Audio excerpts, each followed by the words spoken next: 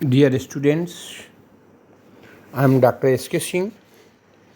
This class is made for NEET preparation.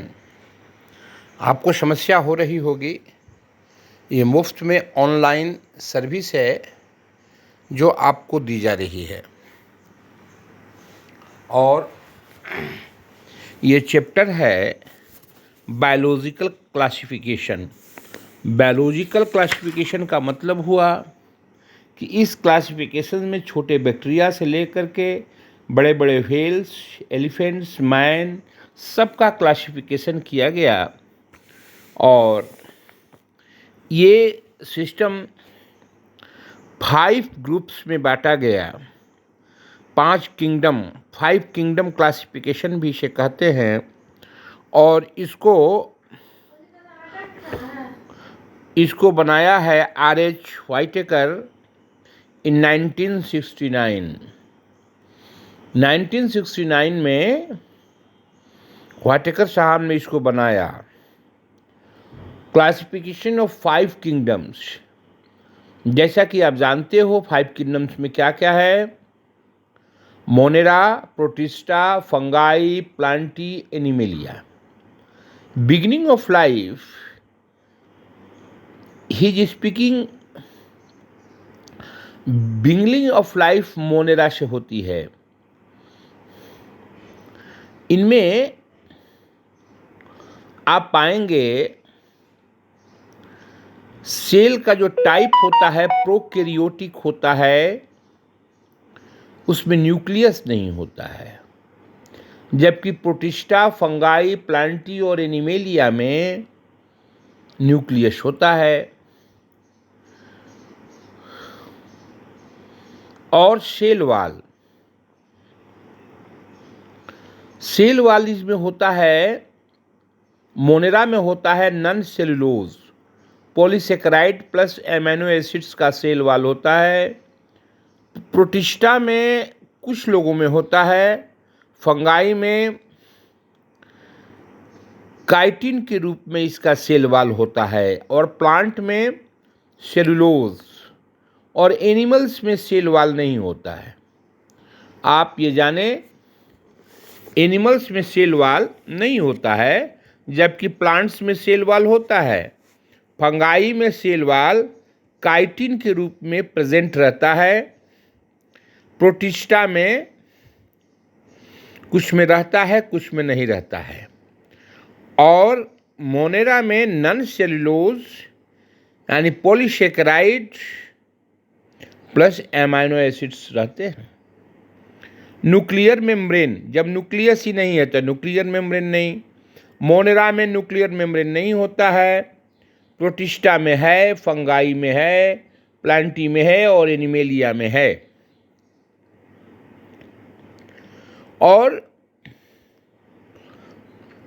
Body का जो organisation है, मोनेरा में सेलुलर है, प्रोटिस्टा में भी सेलुलर है, लेकिन फंगाई आते आते ये मल्टी माने ज़्यादा सेलुलर हो जाता है और टिश्यू का फॉर्मेशन, टिश्यू जो ऑर्गन बनाता है वो प्लांट में और एनिमेलिया में मिलता है।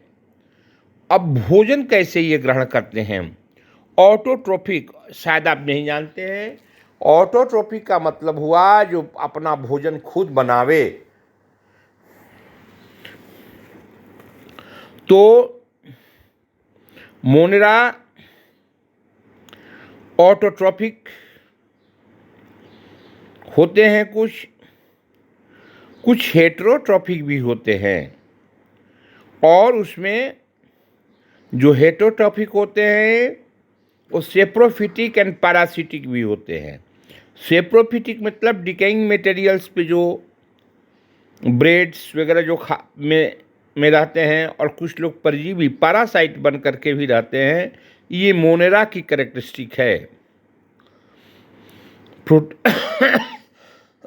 प्रोटिस्टा में ऑटोट्रोपिक होते हैं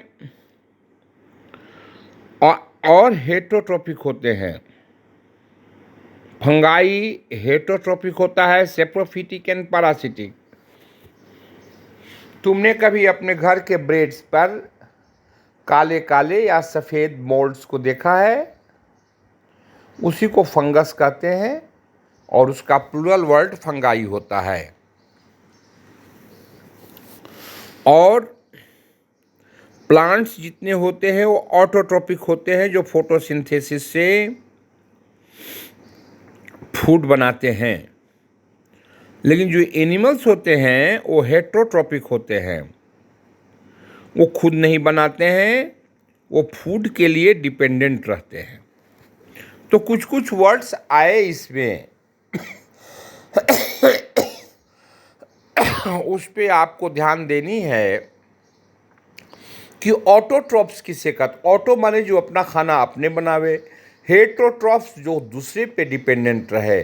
जैसे एनिमल्स है, हम लोग दूसरे पे डिपेंडेंट हैं, हमारे शरीर को, एनिमल्स को खाना बनाने की कैपेसिटी नहीं है। कुछ एनिमल्स घास खाते हैं, पत्ते खाते हैं। उसी तरह से मोनेरा में कुछ तो ऑटोट्रॉपिक्स है और कुछ हेटरोट्रॉपिक। हेटरोट्रॉपिक माने जो दूसरे पे डिपेंडेंट रहते हैं। उसमें सेप्रोफिटिक एंड फंगाई भी होते हैं। Saprophytic and parasitic. पैरासिटिक माने परजीवी बन करके भी कुछ रहते हैं। और मोनेरा में सबसे पहले आते हैं बैक्टीरिया। और बैक्टीरिया जो है, बहुत सारे बैक्टीरिया हेटरोट्रॉफ होते हैं। हेटरोट्रॉफ माने खुद का खाना वो नहीं बनाते, और इनका जो मेटाबॉलिक डाइवर्सिटी होता है बैक्टीरिया में, बहुत ही ज़्यादा होता है। और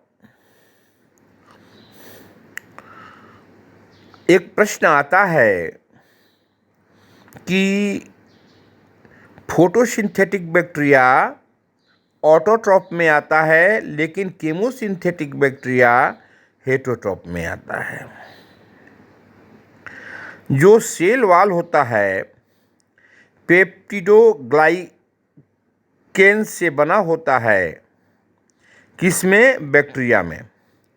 कुछ बैक्टीरिया जो होते हैं जो हॉट वाटर और अल्कलीन वाटर में रहते हैं।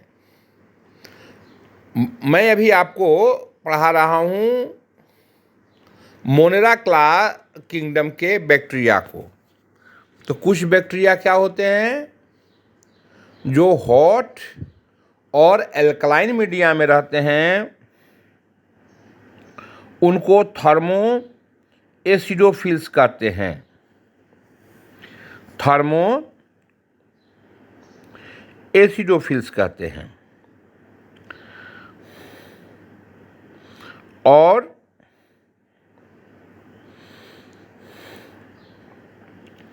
आपको methane is their preferred carbon source.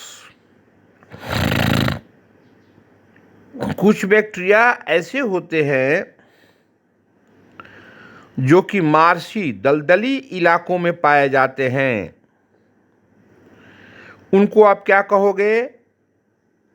उनको मेथिनोजेंस कहा जाता है, और उनको एरक्योबैक्टीरिया भी कहा जाता है। एरक्योबैक्टीरिया कहाँ रहते हैं? दलदली ज़मीन पे रहते हैं, मार्शी लैंड्स पे रहते हैं। ये बैक्टीरिया की बात कही जाती है जो कि मोनेरा किंगडम के अंतर्गत आता है। जो साइनोबैक्टीरिया होता है वो एटमॉस्फेरिक नाइट्रोजन को भी कैप्चर कर लाता है, और इसको हेटेरोसिस्ट कहते हैं। आप हेटेरोसिस्ट जो साइनोबैक्टीरिया है वो नोस्लॉन्ग एंड एना बेना भी कहलाता है। कौन सा ऐसा बैक्टीरिया है जो कि नाइट्रोजन, फास्फेट एंड सल्फर के रिसाइकलिंग में काम आता है।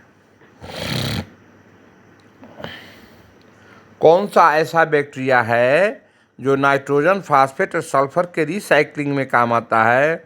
उसको केमोसिंथेटिक ऑटोट्रोपिक बैक्टीरिया कहते हैं। साइनोबैक्टीरिया में क्लोरोफिल मिलता है,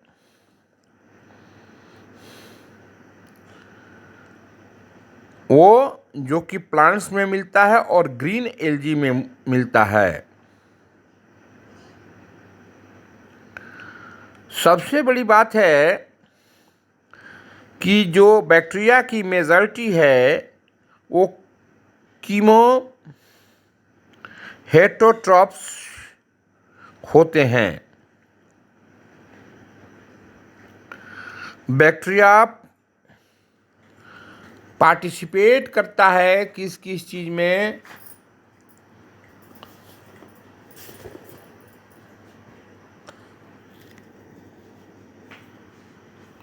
बैक्टीरिया पार्टिसिपेट करता है किस किस चीज में? Mainly industrial and commercial process में। Nitrogen fixation in legume roots. What means legume roots? दाल। दाल जो होता है उसमें मटर वगैरह की जो पाइसम्स टाइप जो मटर की जड़ें होती हैं उसको उसमें बैक्टीरिया मिलता है और ये बैक्टीरिया बड़े ही काम का चीज़ है। किसानों की खेती की उर्वरक क्षमता को बढ़ा देता है।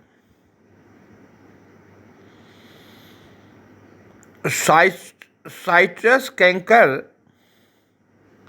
बैक्टीरियल डिजीज है, लेकिन जब आपको फ्लू होता है वो फ्लू बैक्टीरियल नहीं है, दैट इज वायरल। बैक्टीरिया में रिप्रोडक्शन कैसे होता है? Mainly by fission, FISSION। एक बैक्टीरिया दो भाग में बट जाती है। साइनोबैक्टीरिया या ब्लू ग्रीन एल्गी की कैरेक्टरिस्टिक क्या है भाई? ये यूनिसेलुलर होते हैं, कॉलोनियल होते हैं, फिलामेंटस होते हैं।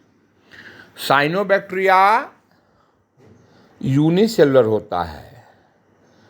ब्लू ग्रीन एल्गी भी कहते हैं, वह यूनिसेलुलर होता है, कॉलोनियल होता है और फिलामेंटस भी होता है। All eubacteria have cell wall। आप देखेंगे ये जितने यूबैक्टीरिया होते हैं उसमें सेल वॉल